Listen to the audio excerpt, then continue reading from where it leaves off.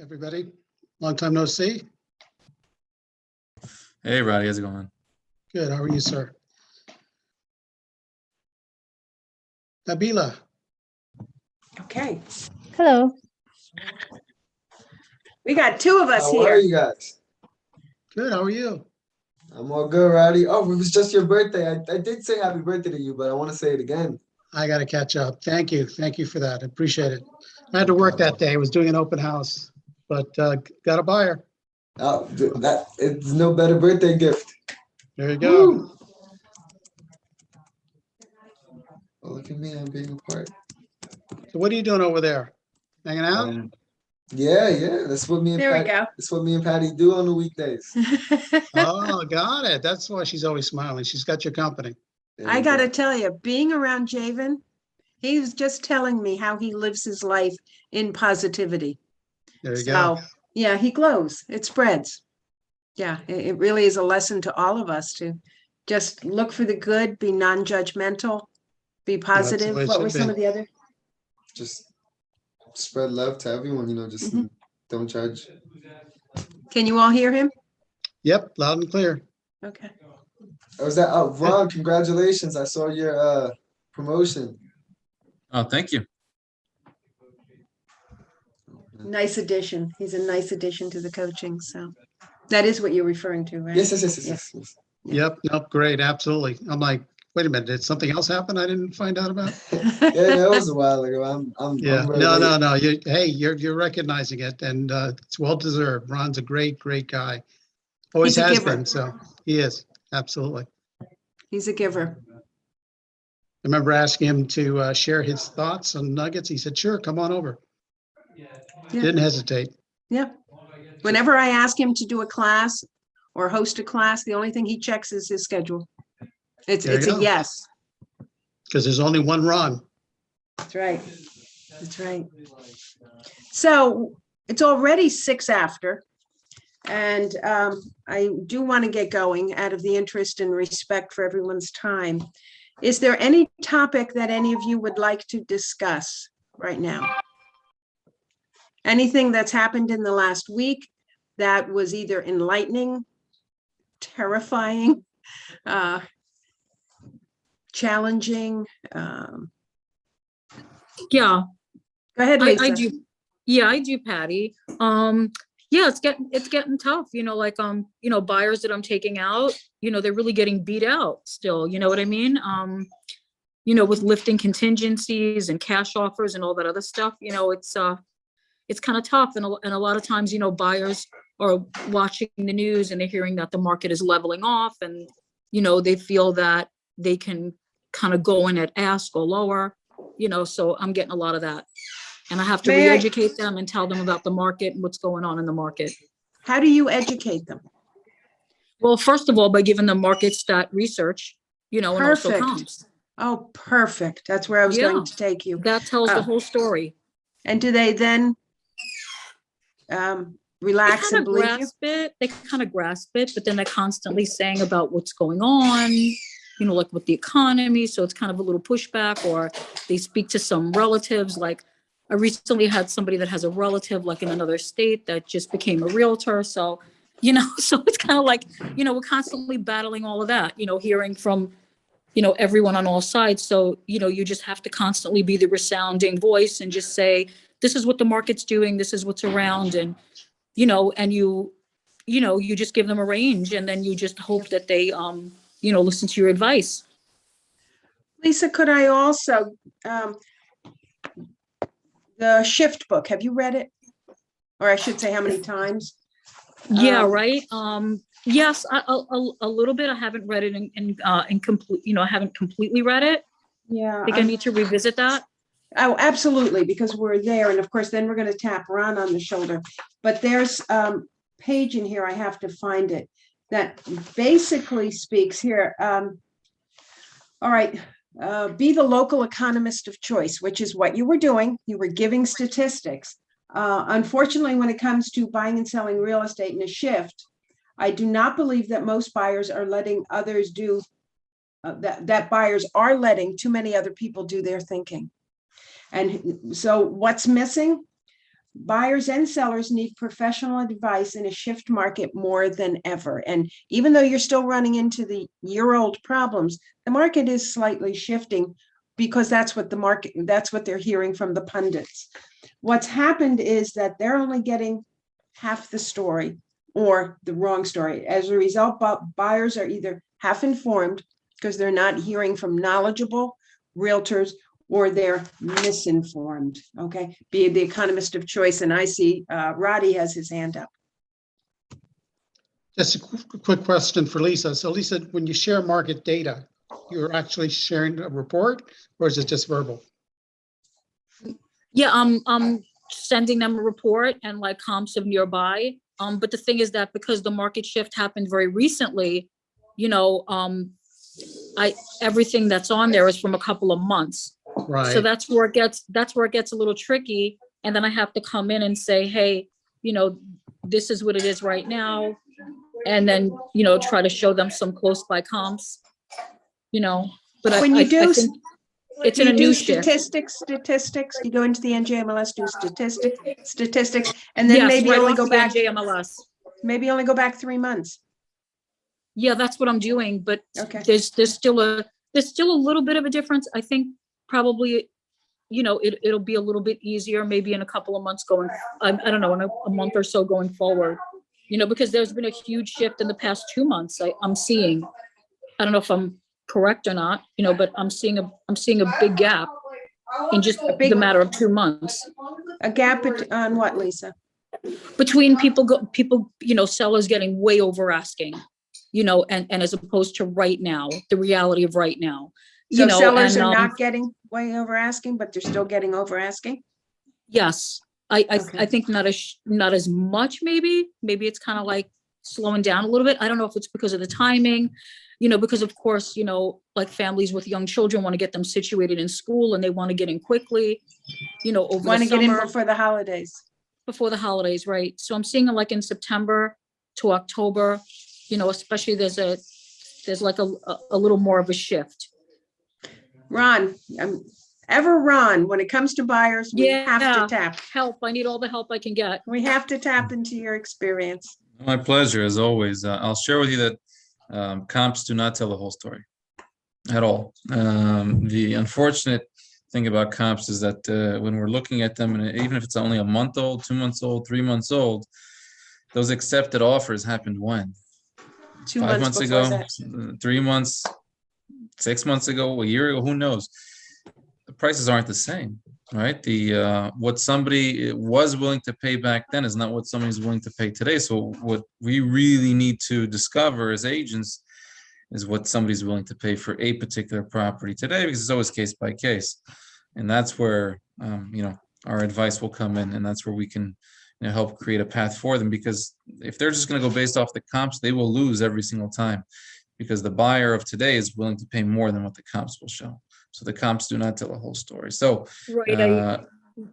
the type of buyer that we're looking for, it's not just, A buyers are not defined by ready, willing, and able anymore. That's just not the full definition of an A buyer. An A buyer Right. is ready, willing, and able, and committed to do what it takes in order to obtain.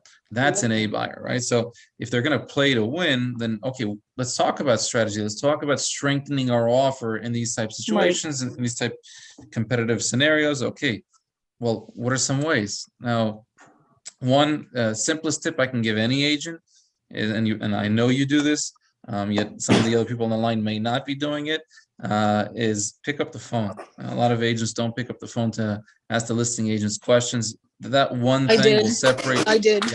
Yeah, of I course did you did. today. Yet 90% of agents don't do it. I Right? did today. I had somebody that wanted to go see a condo today in East New York in Weehawken. And literally, she said it just went under contract, literally this minute, all cash offer, waived all the contingencies. She gave you all the information you needed, right? And now you can go back to your buyers and say, hey, listen, this is the scenario. Yet Right, and many she agents- wanted to come in with a low ball offer. She didn't even want to offer the asking. So my question to you is, do you think going back to them with that information, would that save you time? Absolutely. Yeah, would that educate your buyer?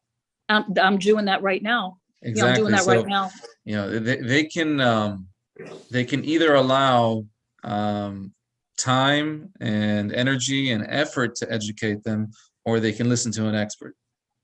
And if they Right. don't want to listen to an expert, they're going to have to learn what I call the hard way, which is a lot with a lot of time, energy, effort, conversations, meetings, and experiences. And they Yeah. will eventually learn. The question is when, or they can just listen to us. And Ron? yeah, Yeah, I don't know how Yeah. many you have to lose until it sinks in, you know?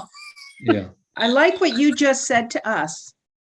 I'm wondering how forthright you are and frank with buyers. Does your verbiage change at all? Do you soften it? Or do you really lay it on the line? There's for different us? personalities that we deal with, yes. Yet when I speak with a lot of confidence.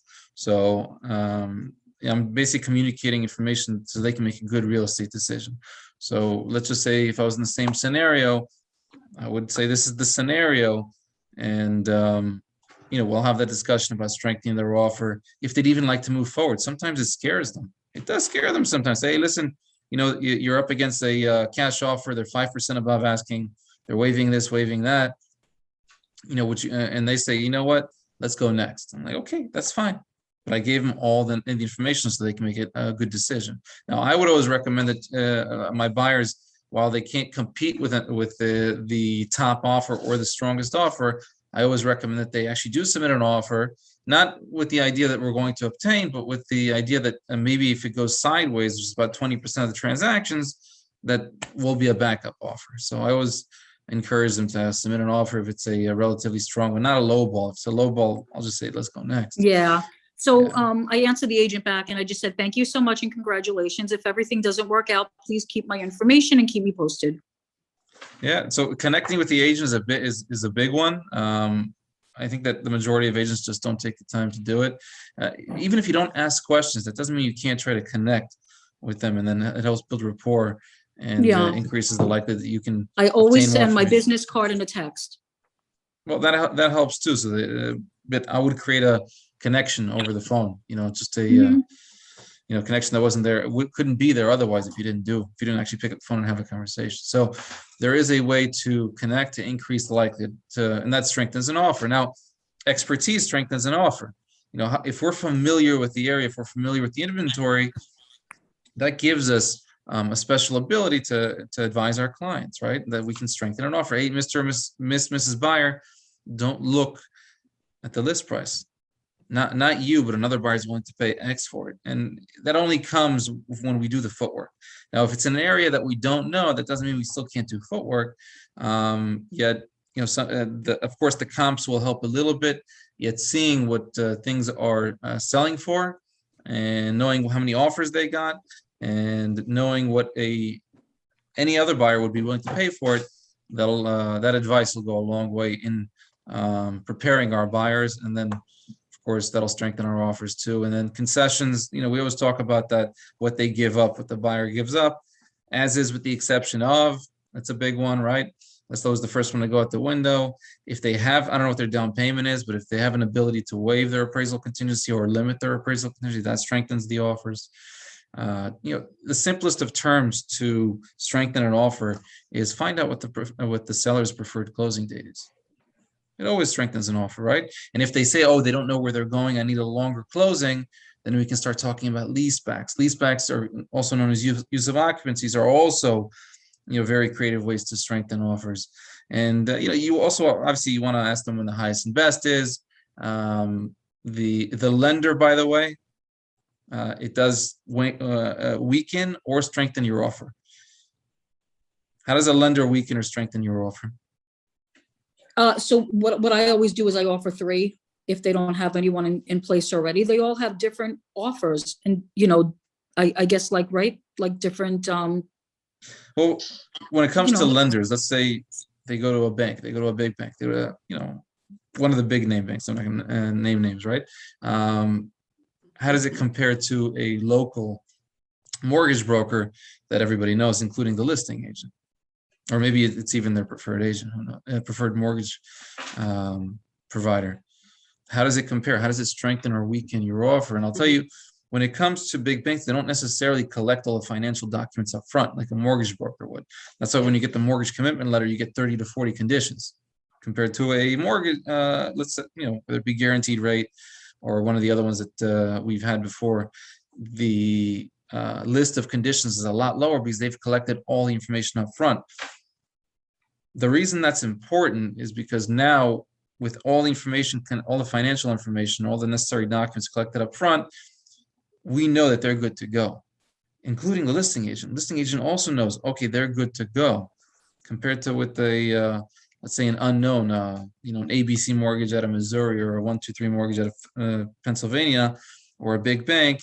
There's a lot of question marks there. So because the question marks exist in the head of a listing agent or in the head of a seller, that weakens an offer. So the lender does make a difference, right? And of course, if you can get them through underwriting, where you already have a conditional loan approval or your mortgage commitment, it just with a TBD property, a to be determined property, that also strengthens an offer.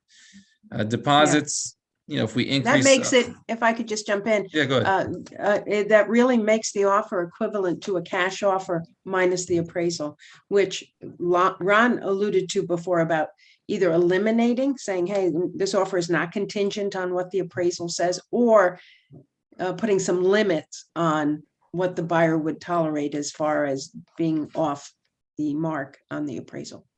Yeah. And there's some small things. In the communication of the offers, just spell everything out in the emails. It helps. The listing agents like it, right? They like it when everything's spelled out. When you put your attorney info in there, it helps. They know that you're good to go. You're ready to go. Just, say the word, say that you're going with our offer, and here's the attorney information. So you're going to spell everything out. What your, any tool that you're using to strengthen the offer, whether it be as is, but just put an asterisk next to it, say as is, asterisk next to it. Seller can choose closing date. We're flexible. We're doing a lease back, whatever it be, list it on the email, spell everything out, and then put your attorney info, and then attach all the documents.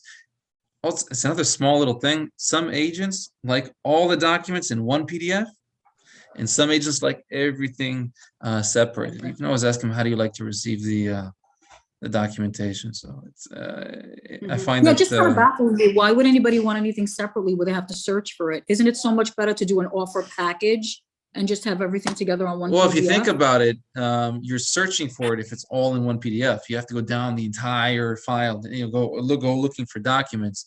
Where if it's separated, then it's easy to find. Okay, that's the all. And if you have a right title to it, right? If that's the offer, okay, that's the seller disclosure, okay, that's this, that. So it's just easier to see, and you can open up whatever document you want. But when it's one PDF, which some agents prefer, then I would think that you have to go looking for a document. That makes sense. Thank you, Ron. Just small stuff, but they're ultimately, just know they will obtain. A buyer can get an accepted offer in today's market. That's what I need you to know. That's what I need them to know. Now, it's not going to be every single time they submit an offer, they're going to get a house. That's just not the case. The best of us have to submit 5 offers to get 1. The unexperienced agents probably need to submit somewhere between around 10 offers to get 1. It's not easy to be a buyer or a buyer's agent. Yet, I will tell you, you keep submitting offers, you will get 1 accepted. So just keep working. And the buyers get smarter. Yeah, You know what they have to do. I do mostly, but actually I do all buyers for the most part. And I will tell you, I got a lot of accepted offers, but I had to submit many, many, many more offers in order to do it. So it's doable. It's just, you got to keep submitting the offers. What other challenges have people had in the last week? Thank you, Lisa, for that. Appreciate it. Thank you so much. That was a wealth of information. Well, that's our Ron. Thank you, Ron. Wealth of information. Thank you. Okay, come on. What are your challenges? Are you all absolutely ready to go if your neighbor turned to you and said, you know what, I'm thinking of listing my house. Can you come over? Look at Nabila. Go ahead. My seller, she had an all cash offer, and we were supposed to close last week.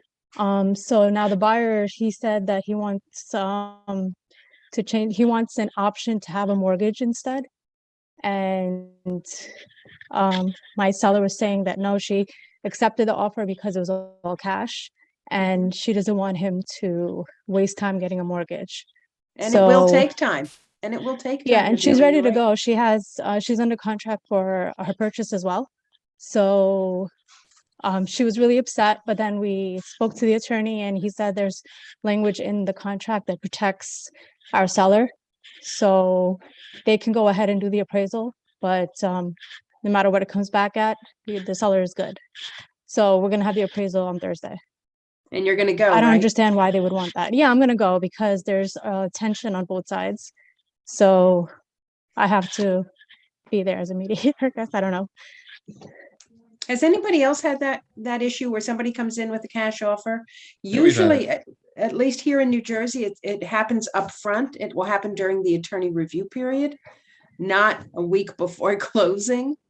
Yeah, we've Uh, had it, and not a week before closing. Generally, they'll come in, they'll submit it with cash offer, proof of funds, the whole shebang, and at some point they'll switch over to a mortgage, which, in essence, you're protected. Your seller is protected because they waived their mortgage contingency, they waived their appraisal contingency from the get-go. That's where your seller is generally protected. So if they don't obtain a mortgage, then Right, then but I don't then they have to understand buy the it cash. thinking.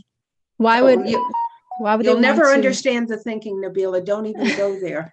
Well, Don't the even mon- go there. But my question is the deposit money in?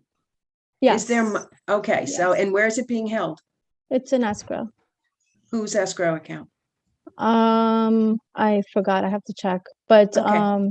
Do It's check safe. that it's there yeah, in the full amount, because that may Mhm. be the damages that your seller collects. If Yeah, I someone told her that. decides Yeah. they want to get a mortgage, Mhm. and sometimes people do, they'll close cash and right away get a mortgage because the rates are low to free up cash. Mhm. That's their personal business. It should not be part of the transaction.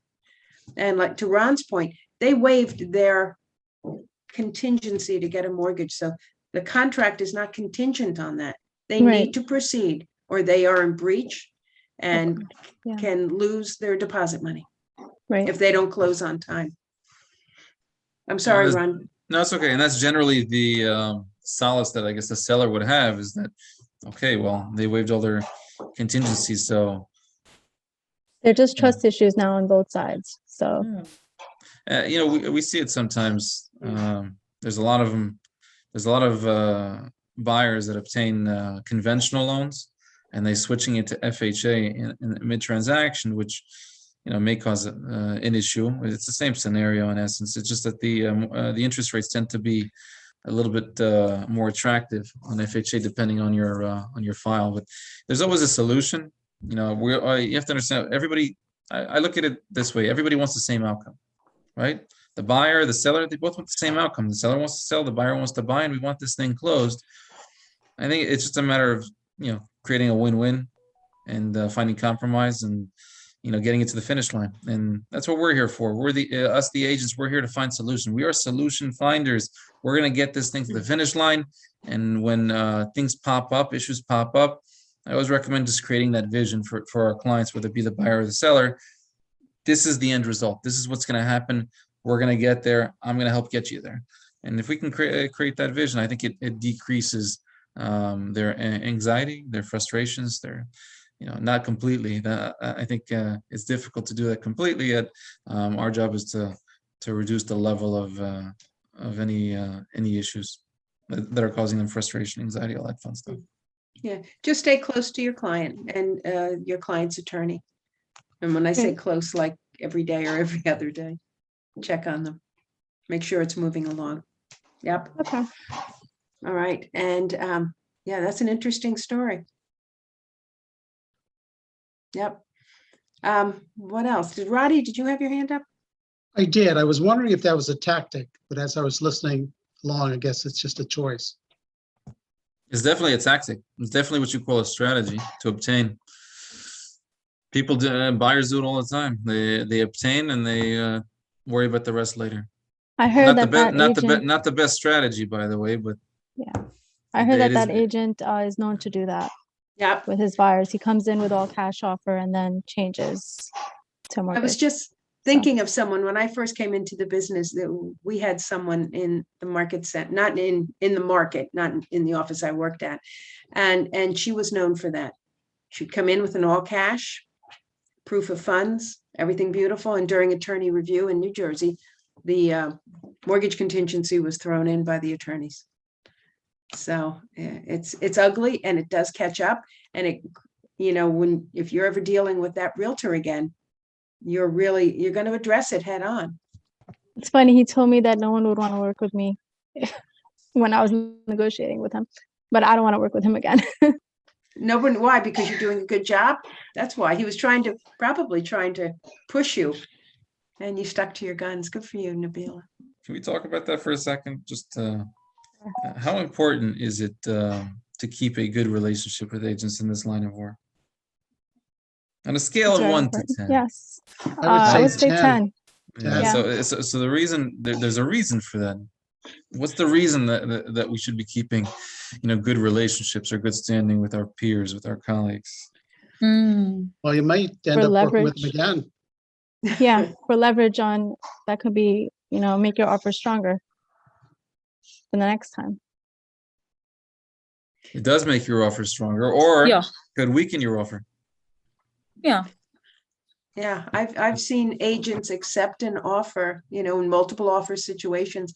And, obviously agents don't make the decision, but their input is usually asked, and discuss the reputation of the realtors presenting the offers. And in a positive way, saying, I know this agent's going to get it to close. Yeah, it strengthens your offer, your relationships, your history, your experiences. They strengthen offer, or they could weaken offers as if you're stepping on toes, right? Now, here's what I do know. It doesn't matter what town I go to. It doesn't matter if we're talking about Saddlebrook, New Jersey, or Nanuet, New York. I don't know exactly where you work, Nabila, but I'm pretty sure without checking, there's only a handful of agents that do most of the market share. Mhm. Right? Now, if you work in a particular area, or you want to create a niche in a particular area, you're going to keep running into the same agents over and over and over and over again. Would it benefit you and your clients if you had a good connection, good rapport, good relationship with those agents, or the opposite? Now, it's a rhetorical question because it definitely helps. So if we know there's only a handful of agents and you want success and longevity and you want to improve your conversion with anything and everything that we do, then it definitely makes sense to keep in good relations with our peers, right? Not all agents see it that way. They think of the short-term gains, not the long-term ones. They're looking at what's in front of them, not necessarily what's ahead of them.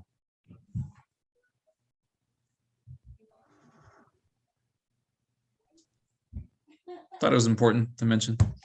Yeah, it is. It really is important. What other issues have come up in the last week? Is everybody feeling good with their progress? If you're looking back on 2021, because quite frankly, we're pretty much done with 2021 closed production. How do you feel about it?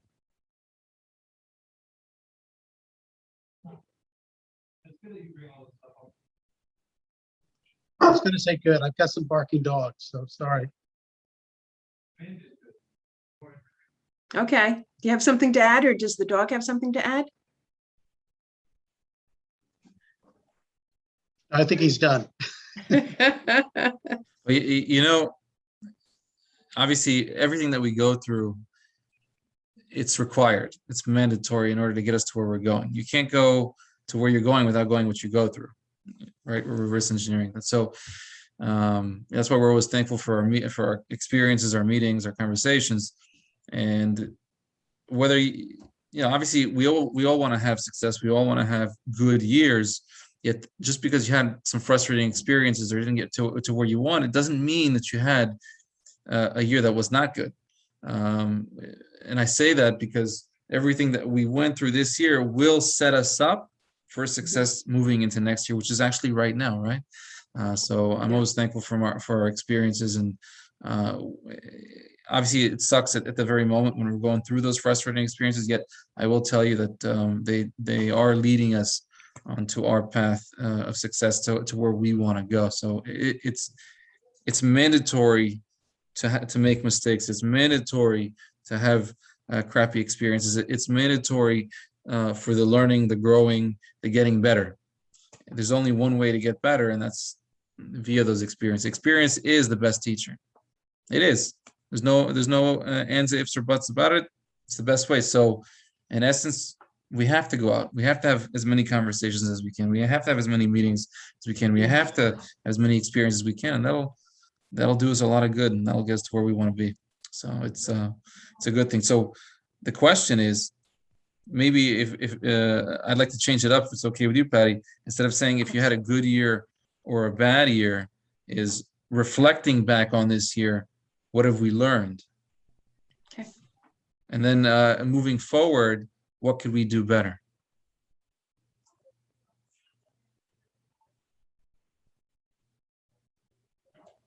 What have you learned this year?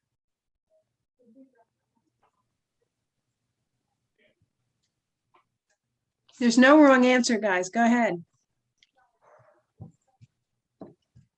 Being persistent. Mm-hmm. Yep. Learning build- something new every day. Every situation is different. There's always something to take away from every experience. Yeah. Every that's a good time, one. just when you think you've seen it all in this line of work, this business, surprise. Along Something came new. the pandemic. Who Yeah. knew? Yeah, I talked to a very seasoned agent, and I even was telling her about like a situation, just looking for some kind of advice. And she was just like, wow, that's a first. That's never happened to me. And she's an agent for 10 years. So I'm like, okay. There's always something new. There's But always something new. Yeah, but you just take from that, you draw from that, you learn from that, and you say, okay, I'm going to be more knowledgeable going forward. If I have a situation like that, I'll know how to better deal with it. Yeah, tuition in real estate can be painful and expensive. So cherish those learning experiences. Even if it was a negative, cherish it, because you've now put it into your tuition bucket. So for me, I always feel like okay with it. My worry is like, I want to do the right thing by the person that's putting all their trust in me. Not even if it's not even just like, I feel like I'm losing out on the money portion of it. I just never want anybody to feel disappointed. I feel like I'm beginning a career and I want to be proud of myself in the future. I don't want anybody love to it. ever look back and feel sorry for anything. So I'm always grateful for that. You know what? That sounds like something that should be in your buyer consult or your listing presentation as, hey, this is my philosophy. Okay. If Yeah. it's not good for you, I'm gonna stand by you, Yeah. Okay. I was going to, if everybody's so talkative, I'll start to jump in. I was looking at this book today. John Maxwell's Good Leaders and Good Questions. And you guys are all leaders. You're all leaders. You're leading your business. You're CEO of your business. And I've listened to Ron throughout this. And in addition to giving us lots of information, he asked a lot of questions. You know the old adage, he who asks questions is in control, right? Right? I want you to observe that if you haven't, who's ever asking questions is in control. And sometimes, Lisa, going back to our beginning of this meeting, when we're dealing with buyers who have half the information or misinformation, maybe we need to ask them questions like, where did you get that information? And then take it down 3 layers. Oh, okay, well, my cousin told me this. Well, where did your cousin hear it? Try to get at, remember when you would write papers in school and you always had to go back to the primary source, not the secondary source, you had to go back to the primary source. So find out, they'll self-discover that they're listening to unprofessional assessments of the market. But sometimes they have to self-discover. And that's the beauty of questions. Just keep asking questions. Right. And you only get Sorry, just to jump in. Yeah, that Of person that course. I was, trying to, come through as knowledgeable as I could. She'd said to me, she said, "You're basically a new agent." But I said to her, there is a process. There is a process that all agents are aware of, and there's a procedure. So we go by market statistics, we go by market data. That's not just something that's pulled out of the air. Those are solid, solid foundations. Speak up a little, Lisa. Your voice got your Sorry. volume got very Can you low. hear me? Can you Yeah, hear me that's better. now? Yes. So I say the research that we do and the statistics behind that are what determine what's going on in the market, so I drew on that to try, to impress upon them that albeit a new agent, I have all the skills and resources of any agent, based on all the data and everything that I'm compiling, that's at everyone's fingertips, an agent's fingertips. So that's what brought them over to Okay. where they said, hey, that's a valid point. Good. Excellent. Yeah, everybody's experienced that when you're new. Yeah, people pointing out, hey, you're new. There are people who, now here comes the meow in me. There are people who've been in this business 10 years, but really experientially are still in their first 6 months. Okay, so the years have nothing to do with it. It's what you bring to the table, to your point, Lisa. It's what you bring to the table. Thank you. Okay. I also have sales experience for 25 years, not in real estate, but in luxury retail. So, I mean, it's just a different product I'm selling, but it's on the same philosophy and the same basis. What other reasons do you think we want to push you to keep asking questions? A nice resume, Lisa. What other reasons do you think that questions, what advantage? So I think the advantage of that is getting to know that person, what their thought process is. What's important to them. Is it the price that's important to them? All those other particulars that come into buying a home. Yeah, and it helps also you connect with people. If you don't ask questions, your knowledge of that person never gets deeper. True. And if you are not asking questions, they're going to feel, how would they feel if you don't start asking them their needs, their wants, the Ford family, occupation, recreation and dreams. If you don't go down that pathway, how do you think they'll feel after having a session with you? Like you only care about the money. Yeah. You don't care for the person. Yep. Yes, ma'am. Yep. Yeah, So that's it's an true, effective means of connecting with people. Right. Mhm. You know what also? Questions cultivate humility. True. Okay. What else? Well, also you're demonstrating, also what you're gonna do for them. And they say, if this person is so interested and so invested in me, then they're gonna look out for me in my best interest. I mean, that's what I'm thinking. I mean, I'm trying to buy a car right now, and I'm literally interviewing everybody that I go to the dealership. So God's going to get even, like the Lisa. same thing. God will get even. Yeah. Yeah. Yeah. But ask questions. Before you say something, see if you can't paraphrase it in the form of a question to see if it doesn't give you better information about the person, their thoughts, Ford. And yeah. Ron, do you have anything to add to that? Obviously, one of the best tools we have is to conduct a strategy session, buyer consultation, buyer presentation, buyer discussion, right? So that comes up front. That's when we do the needs analysis. So, knowing exactly what their motivation is and what they're looking for is it's key in conversion. It's obviously it'll help us show them less homes, and it'll help us submit less offers, and it's all part of it, right? So the more we discover about them, and the better we were able to prepare them, it all ties into conversion at the end of the day. So we're just going to do the best we can, and sometimes the best we can, it doesn't necessarily provide the results we want, yet unknowingly we definitely benefit from it. So just keep working, keep doing, keep taking action, and you'll be fine. Okay, biggest frustration going forward?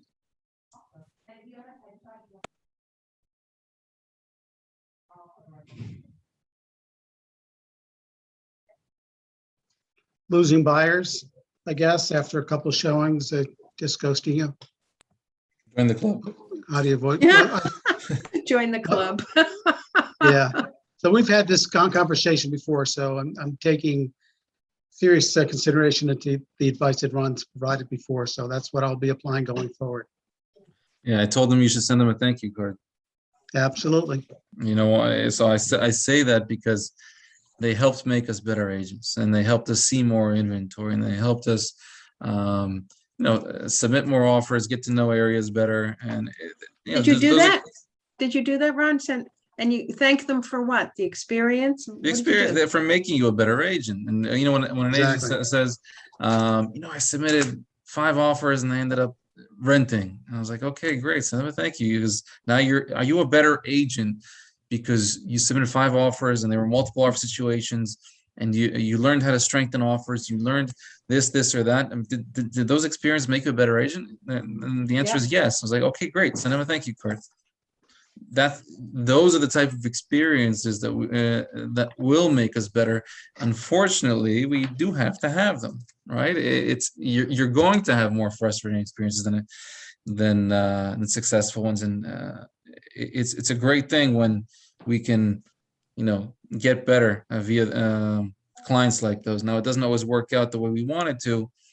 We'd love to show one house, them saying they like it, submit an offer, get it accepted with no headaches, get it to closing with no headaches, and it's the smoothest transaction in the world. Yet that's a real estate unicorn that barely ever happens, right? Yeah. So it just doesn't work that way. We have to put the time, energy, effort in and get better. Now, when it goes back to losing buyers, I lose buyers all the time. I don't want to. I try to follow up with them best I can, but yet let's not focus on them. Let's focus on me. Let's focus on us. Let's say, okay, what can we do better to improve the response rate so they don't ghost us? What can we do to increase the likelihood that they go out on meetings with us? What can we do to increase the likelihood that we submit offers with them? What can we do to increase the likelihood that we get accepted offers with them? What can we do to increase the likelihood we get referrals from? And you put the focus on us. Don't I said, okay, great. They decided to do whatever they decided to do. We don't have a choice in that. We don't have that much influence in that, yet we do have control over us. And that's why we ask ourselves the questions: what could I be doing better? What should I be doing differently? What should I say differently? How should I say it differently? When should I be doing it differently? And via those questions that we're asking ourselves, I think that'll help us in the long run with response rate, with conversion rate, in all kinds of different ways. Anne, you've been very patient. Go ahead. I have a question about working with tenants. Am I allowed to ask about tenants? You can ask anything. Okay. So they have a very low credit score. And then they have somebody who's going to co-sign for them. So when it comes to the application, should the co-signer sign like the first applicant or the second applicant line? Should they be on the application or is... Yeah. Picture yourself as a landlord, and Ron, jump in and help me too. But if you're the landlord and you're accepting more than one person essentially saying they're going to pay for this, Yeah. you want a full credit check on that other person. You want to know, they should have a lease application. Because, you know, if they don't have good credit, Yeah. you know, that's not helpful. So they should, you know, they should have their lease application, their own credit check. And I think I would also put in the lease, and Ron, jump in, that this person is just a cosign and not a cohabit. Okay. Okay. All right. They need to know that this person isn't necessarily going to be living there, but is just agreeing to be responsible. Yeah, I've been on both sides of it. It's a guarantor, basically. They're guaranteeing that the rent will be paid on time. So they do go on the application and they do go on the lease. Yep. That makes sense. And I mean, he's a really good guy. He's basically like, I want to ensure that they get this, and I really want to help them out. You know, then they have, but they're looking for a place for 5, like a family of 5. And so I'm trying to think, you know, just because of fire code and all that stuff, you don't want to have like, but then of course you have to be careful about not discriminating against family size and everything. So it's sort of like, in that case, would I call each landlord or each property manager, whatever the case may be, and just make sure they know, hey, this is going to be a family of 5. So what's the limit of people that could be in the apartment? How many bedrooms are there that you're looking at? They're looking at 2 bedrooms, maybe 3 if they could afford it. So, I would just say check with the town as far as maximum occupancy. Okay, The that's town fine. might have some guidelines that you could actually bring to your defense. okay, all right. I guess I'll, you know, have to. Yeah. Yeah. You do get pushback, especially on a rental. You do. Just make sure it's not discriminatory, that it's more financial. Yeah, I know it's tricky. So I'm like trying to figure it out, but okay. Thank you. Thanks, Ann. Thank you. All right. Everybody good? Everybody is good. That's a choice, by the way, right? I'm working. What are you doing? You work too much. Oh, season. Say Hi, hi. everyone. This is Colleen, my team leader. What is Two this, the coaching. coaching group? Yeah. Group 2? Oh, And hey, there's Ron. Ron.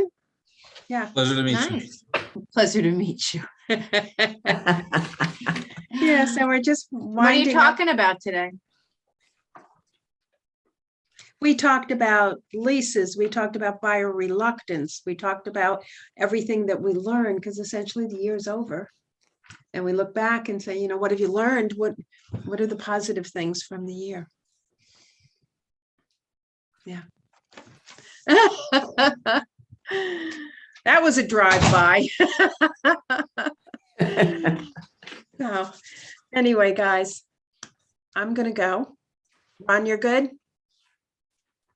Everybody, Lisa, Nabila, Ann, Danielle, Jason.